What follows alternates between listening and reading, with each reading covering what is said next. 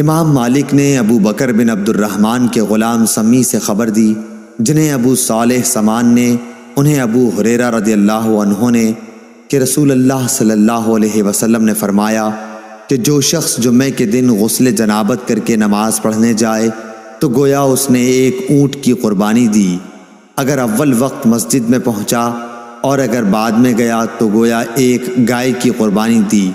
اور جو تیسرے نمبر پر گیا تو گویا اس نے ایک سینگ والے مینڈھے کی قربانی دی، اور جو کوئی چوتھے نمبر پر گیا تو اس نے گویا ایک مرغی کی قربانی دی،